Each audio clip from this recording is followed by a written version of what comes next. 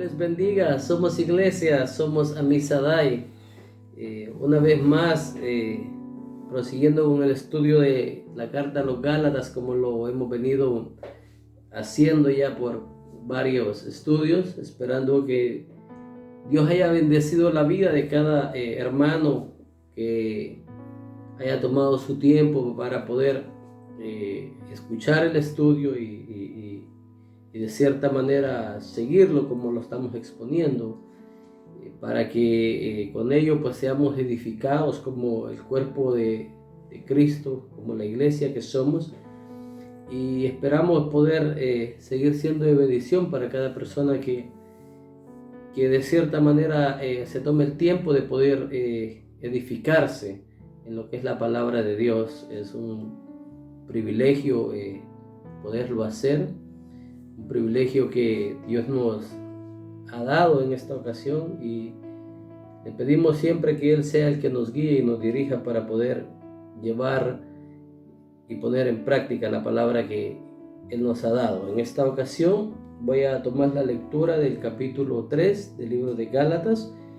Voy a leer 3 versículos, el versículo 26 al 29. Leo la palabra en el nombre del Padre, del Hijo y de su Santo Espíritu. Pues todos sois hijos de Dios por la fe en Cristo Jesús. Porque todos los que habéis sido bautizados en Cristo, de Cristo estáis revestidos. Ya no hay judío ni griego, no hay esclavo ni libre, no hay varón ni mujer, porque todos vosotros sois uno en Cristo Jesús. Y si vosotros sois de Cristo, ciertamente linaje de Abraham sois y herederos según la promesa. Padre, te doy gracias en esta oportunidad, oh Dios. Te pido, Señor, que hables a nuestra vida, oh Dios, y que nuestros corazones sean sensibles a la voz de tu palabra, oh Dios, y que como un niño, Padre, escucha a su maestro, Padre, para poder ser sorprendido, oh Dios, con lo que está aprendiendo. Así nos sorprendas con tu palabra, oh Dios, nos sorprendas alumbrándonos, Padre, la palabra que ya fue revelada hace casi 2000 años, Señor, y que seamos edificados, oh Dios, en tu palabra, que seamos construidos, Padre, sobre la roca que eres tú, Señor amado. Te lo pedimos en el nombre de tu Hijo amado, Cristo Jesús. Amén. Amén. Durante varios estudios hemos venido definiendo algunos conceptos teológicos que se van desarrollando en el transcurso del estudio de la carta. En el estudio pasado definimos algunos alcances del propósito de la ley, entendiendo que la ley tiene un propósito y comprendiendo que la ley tiene su origen en Dios, y que como tiene su origen en Dios, Dios no hace nada al azar. Pero expresamos que el propósito de la ley, al estar entre la promesa y su cumplimiento, tenía un propósito específico, y en ese propósito específico definimos que el propósito era potenciar las transgresiones y de cierta manera elevaba lo que es nuestra capacidad de pecar. De cierta manera lo expreso de la siguiente manera, y es que la ley produce, el camino o el objetivo de la ley era producir desesperación en nosotros.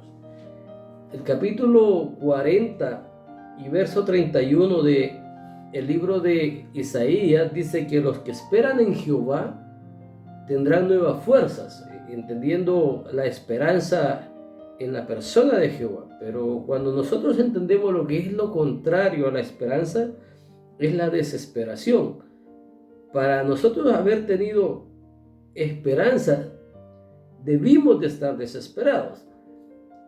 Entonces la ley lo que nos hace era llevarnos a la desesperación para tener una mirada objetiva hacia una esperanza, que en este caso era la persona de Jesús.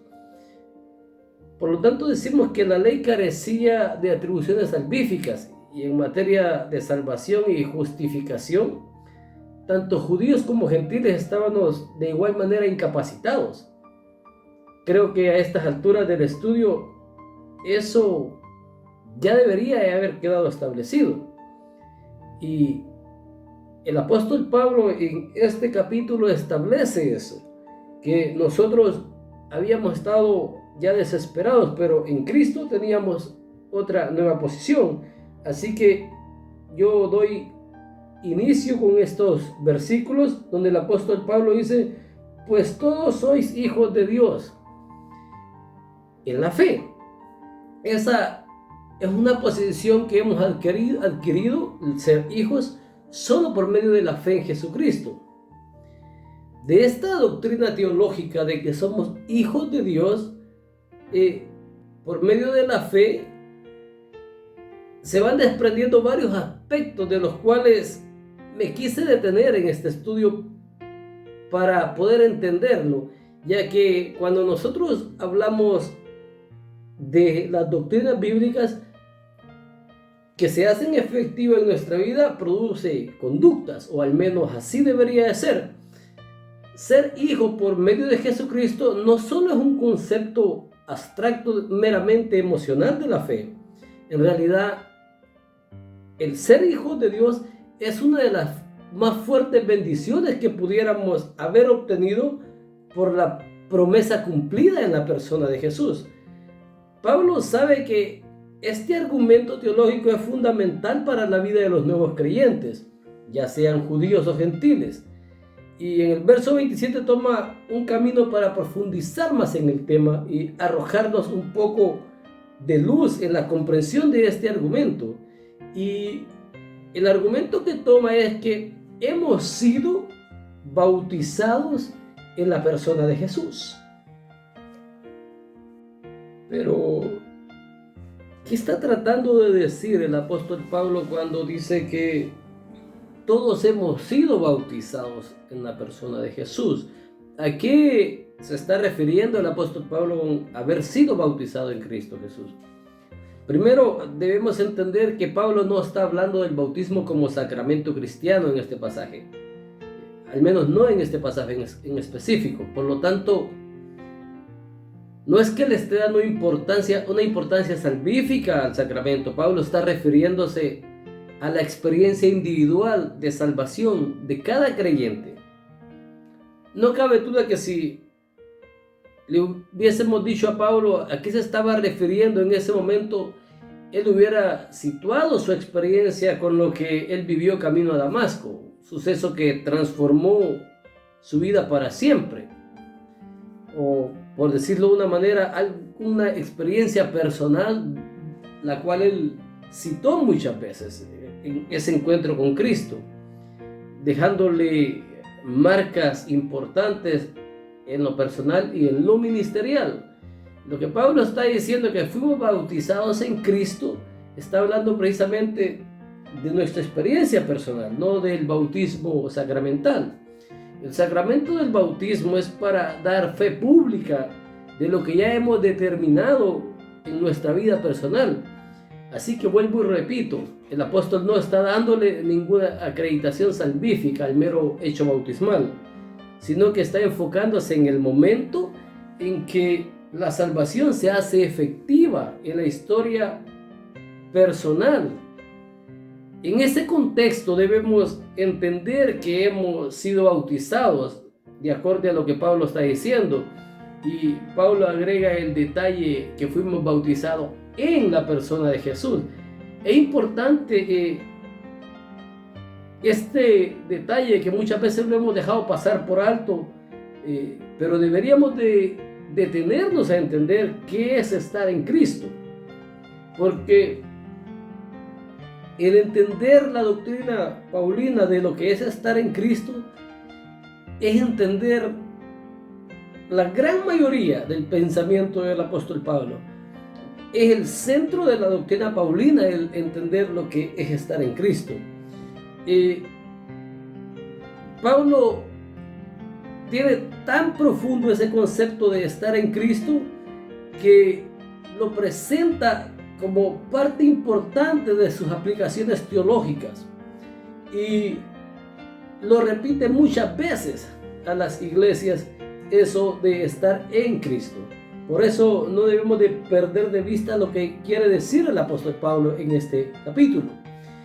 Durante mucho tiempo se ha tratado de definir lo que el apóstol Pablo está diciendo con estar en Cristo. Sin embargo, también durante mucho tiempo hemos puesto o dejado pasar por alto el significado de eso. El gran teólogo estadounidense del siglo XIX, John Murray, ha escrito: la unión con Cristo es la verdad central de toda la doctrina de la salvación. Juan Calvino lo explica diciendo de la siguiente manera: solamente esta unión asegura que en cuanto a nosotros, respecto a nosotros, Jesús no vino en vano, sino que vino a salvar al hombre.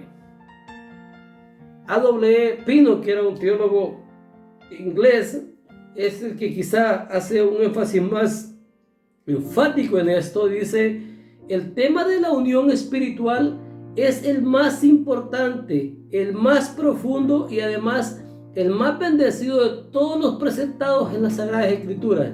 Y sin embargo, si bien es triste afirmarlo, no hay otro tema que sea hoy tan descuidado.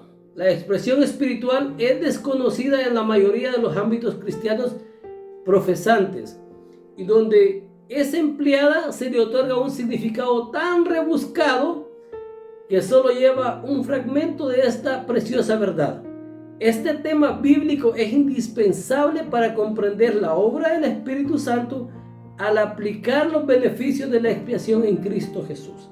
Es importante que comprendamos qué significa estar en Cristo para que tengamos una claridad de cuál es nuestra posición delante de Dios al haber recibido o haber sido bautizados en la persona de Jesús. Como la mayoría de doctrinas en el Nuevo Testamento, debemos de observar que su base tenga su origen en las palabras de Jesús o en lo que Jesús enseñó. Recordemos que el mensaje de los apóstoles no es un mensaje ajeno a las palabras de Jesús. Ellos están predicando el mensaje de Jesucristo.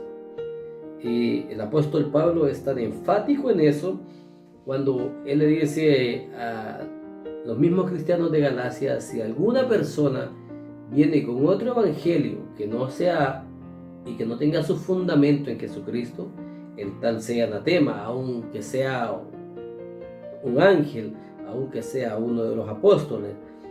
Todo el mensaje central debía de ser cuestionado a la luz de lo que Jesús enseñó.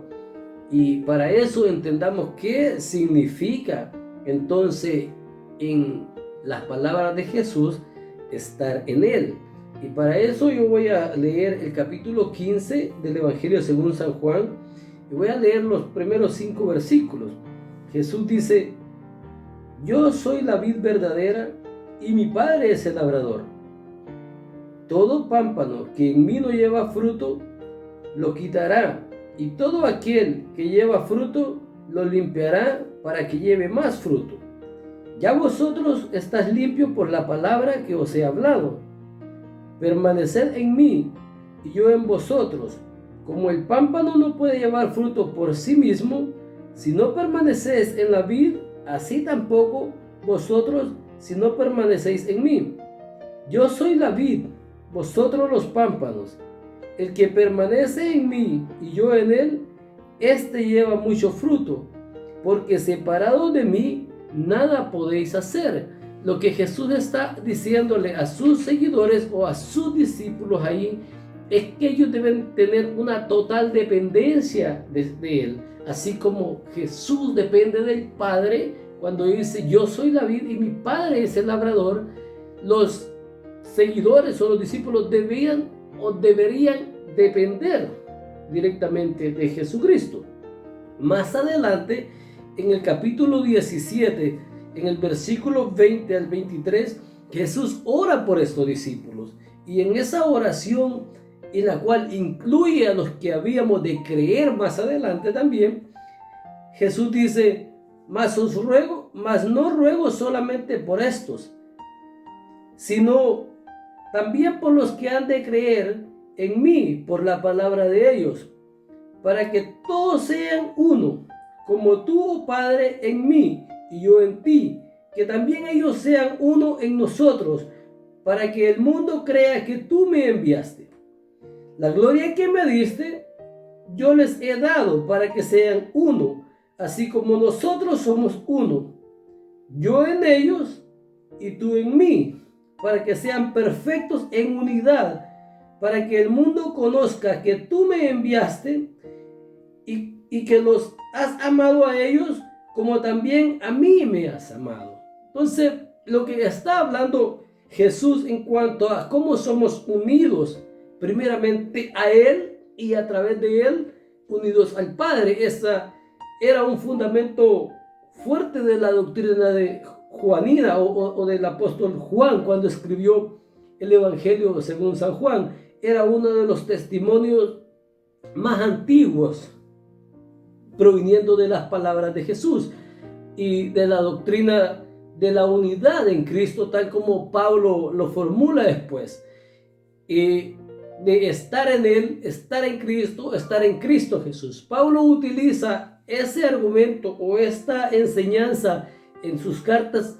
164 veces, y a través de esas enseñanzas Él nos dirige o nos enseña primeramente que hemos sido escogidos en Él desde antes de la fundación del mundo, según Efesios capítulo 1, versículo 4. También nos enseña que en Él hemos sido llamados, según Primera de Corintios capítulo 7, versículo 22. También nos enseña que hemos sido vivos en Él, según Efesios capítulo 2, versículo 5. Nos enseña que en Él también hemos sido justificados, según Gálatas 2, versículo 17. Nos enseña que hemos sido creados para buenas obras, según Efesios 2:10, y que hemos sido santificados, según Primera de Corintios, versículo 1 y 2.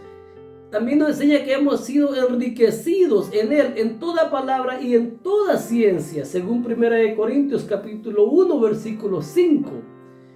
También nos dice que en Él hemos sido asegurados en su resurrección. Romanos capítulo 6, versículo 5. El apóstol nos dice que únicamente en Cristo tenemos redención de pecados, según Romanos 3:24. Dice que en Él tenemos vida eterna, según Romanos capítulo 6, versículo 23.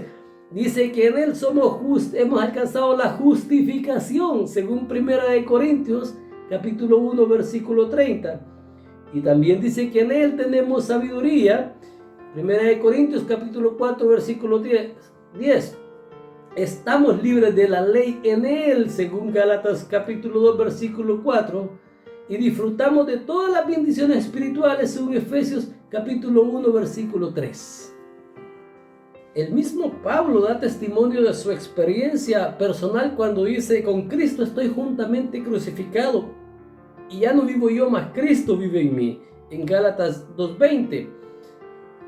A partir de todas estas expresiones podemos decir que la unión del creyente con Cristo es un concepto extremadamente amplio y que tiene que ver con nuestra experiencia actual con Jesús, pero también se remonta a la eternidad pasada y se extiende hacia adelante, hacia el futuro sin límites. Primero, si miramos hacia atrás, la fuente de la salvación la encontramos en la elección eterna que Dios, en su eterna y soberana voluntad, decidió salvarnos. Y eso nosotros lo vemos en el libro de Efesios capítulo 1, donde Pablo dice: bendito sea el Padre de nuestro Señor Jesucristo, que nos bendijo con toda bendición espiritual en los lugares celestiales en Cristo, según Él nos escogió antes de la fundación del mundo. Es posible que en nuestra mente finita nosotros no podamos comprender el significado de esta elección eterna en Cristo, pero al menos podemos entender que no importa cuánto nos remontemos atrás hacia el tiempo, siempre vamos a encontrar que el propósito de Dios involucraba nuestra salvación. Y en esta unión en Cristo que nos representa en todas las esferas que podamos entender, Pablo en el capítulo 2 y verso 20 dice que fuimos crucificados con Cristo. Entendamos eso, todos nosotros fuimos crucificados con Cristo. En esta misma afirmación paulina vamos a cimentar lo que estamos tratando de presentar, y es que como fuimos crucificados juntamente con Cristo, tenemos todas las bendiciones espirituales en Él. Pero al mismo tiempo, Pablo dice, y lo que ahora vivo en la carne, lo vivo en la fe. Lo que Pablo está diciendo, que todas esas bendiciones espirituales deben de ser reflejadas en lo que vamos o lo que hemos determinado como una ética cristiana. Bajo esa primicia de ética cristiana es donde se refleja las bendiciones que han sido depositadas en nosotros. Y el apóstol Pablo en el versículo 28 menciona 3 aspectos éticos que vamos a tratar de entender uno a uno en el desarrollo del estudio que nos queda.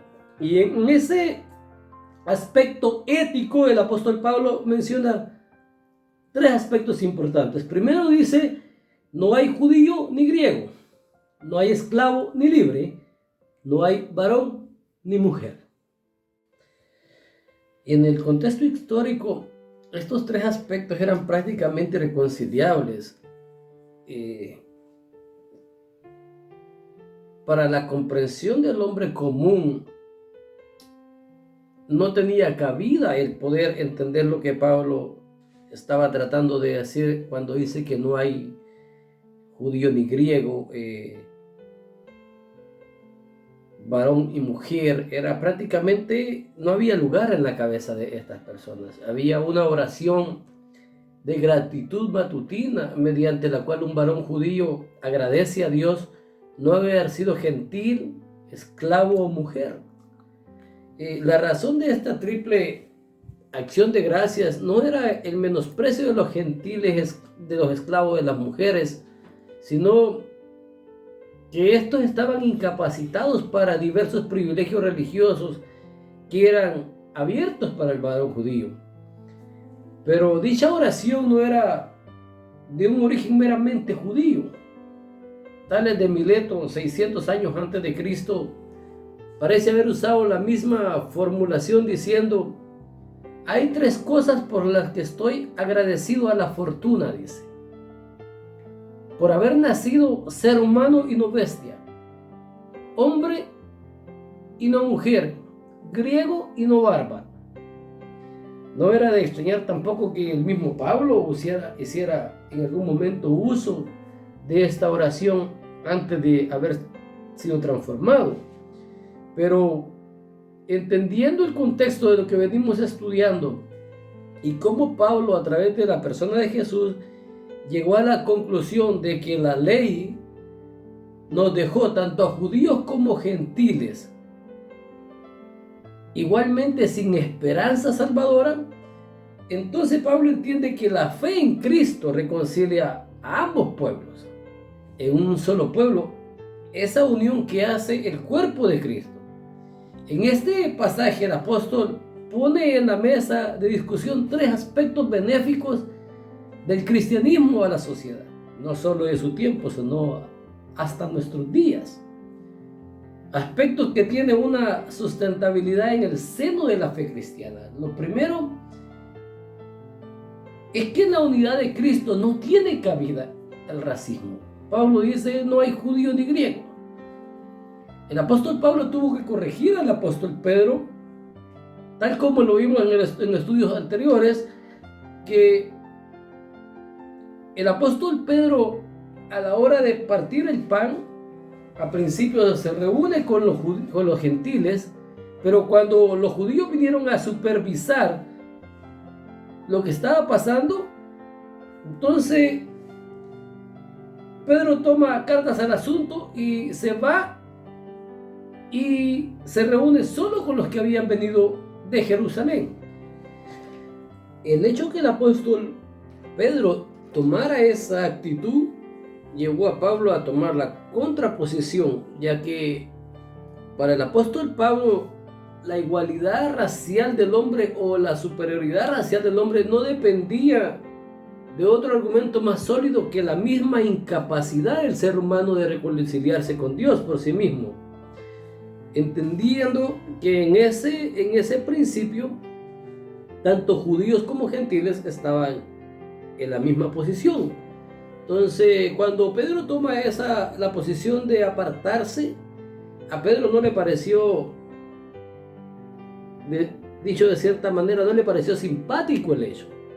Pablo nunca tuvo una actitud de esa manera. Es más, Pablo lo vemos que cuando él se enfoca en predicar la fe, uno de los capítulos más importantes de entender a Pablo en cómo entendía él los conceptos raciales, lo vemos en el capítulo 9 de Primera de Corintios. Vemos la forma en que él se amolda a cualquier forma o a cualquier persona para pregonar el evangelio del Señor Jesucristo.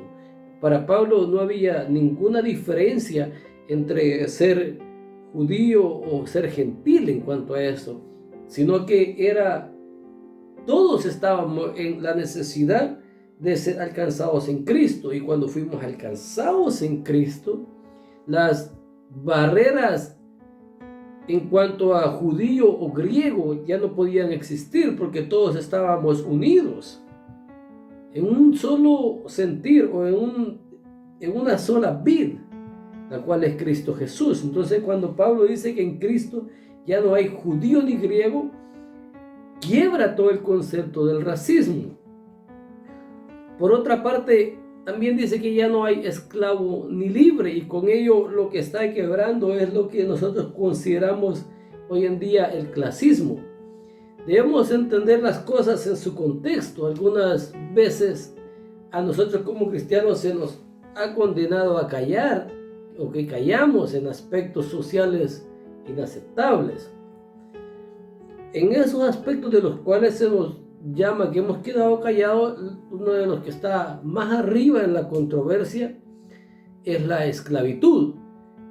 Pero debemos entender primero que los errores de los cristianos a través de la historia no son errores del cristianismo, o al menos no en su exposición bíblica. Cuando nosotros como cristianos nos equivocamos al interpretar la escritura, son nuestros errores como humanidad caída, y no se la podemos achacar a la escritura. Segundo, cuando tocamos temas tan controversiales como la esclavitud, debemos de entenderlo en su contexto. Y para hacer una reconciliación de lo que estoy diciendo, déjeme decirle una cosa.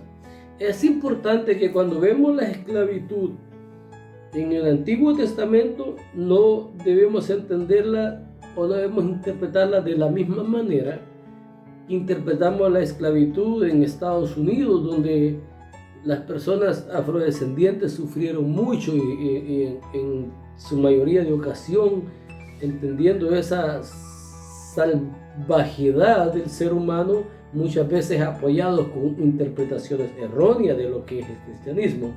De la misma manera de cómo los españoles sojuzgaron a los nativos en Latinoamérica, imponiendo a la fuerza el cristianismo. El cristianismo no se impone de esa manera. No juzguemos o no consideremos una cosa o mezclemos una cosa con la otra. Cuando estamos hablando de la esclavitud en el primer siglo, debemos entender que muchos de esos esclavos habían llegado a ser esclavos por deudas y otros por guerra.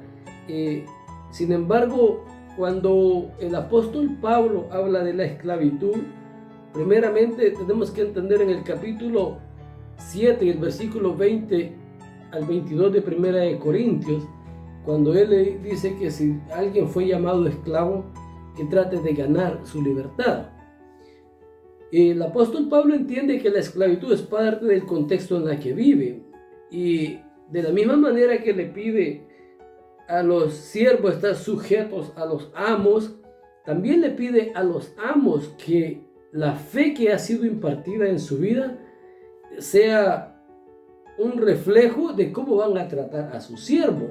Y yo quiero que nosotros tomemos en consideración la carta que el apóstol Pablo le escribe a Filemón, donde le hace énfasis de que Onésimo, hoy día, a pesar de que había sido siervo de Filemón, lo manda de regreso a la casa de Filemón en este tiempo como un líder espiritual.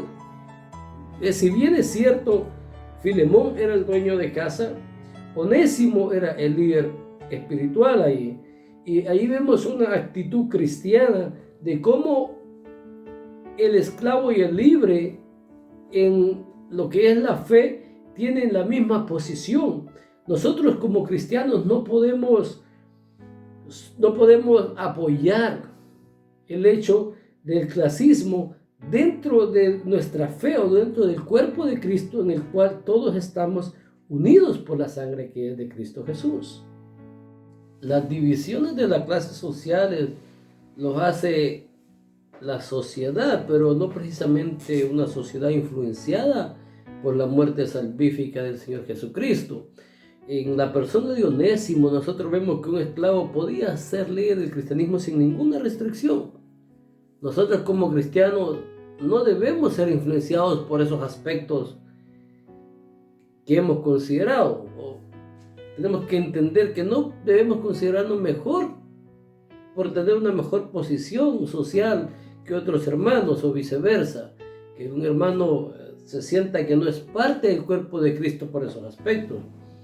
Esos aspectos no deben de ser parte de nuestra vida o de nuestra relación en cuanto al trato que tenemos con nuestros hermanos en nuestro estilo de vida. Si eso nosotros lo llegamos a considerar tan importante, lo que es las divisiones de las clases sociales, debemos de hacer una evaluación de lo que en realidad es nuestra vida en Cristo, y si en realidad somos de Cristo, como diría el apóstol Pablo. Por último, el apóstol toca que no hay varón ni mujer en Cristo. En esta fe hemos sido unidos en una base de igualdad. Durante mi estudio que expuse en el pasado, lo que era el estudio de la carta a los Efesios, hablé del tema en particular y expuse un artículo del papel que desempeña la mujer en los tiempos de Jesús y Pablo, donde defendemos abiertamente la posición de que el cristianismo basado en un estudio exegético nada tiene que ver con el machismo histórico. Es más, la mujer dentro del cristianismo obtiene una posición de igualdad. Cualquier interpretación contraria a esta no estaría basado en el sentido histórico del cristianismo histórico. La ley puso en la misma posición a todos, una posición de necesidad salvífica que solo por medio de la fe en Cristo podemos suplir. Y esa fe en Cristo ha sido el medio por el cual tanto judíos como gentiles, ricos y pobres, varones y mujeres, podemos llegar al pleno conocimiento de Dios. Todo lo contrario nos lleva a nosotros de regreso a la desesperanza de la ley. Por lo tanto, la fe produce una unión en Cristo, y esa unión que se produce en Cristo nosotros la depositamos, o Cristo la depositó en su cuerpo, que es la iglesia, donde todos tenemos el mismo valor. Así que, como Pedro estaba equivocado en su posición al apartarse de los gentiles, debemos de evaluar nuestra vida si no dejamos nuestros prejuicios culturales, sociales y algunas veces machistas.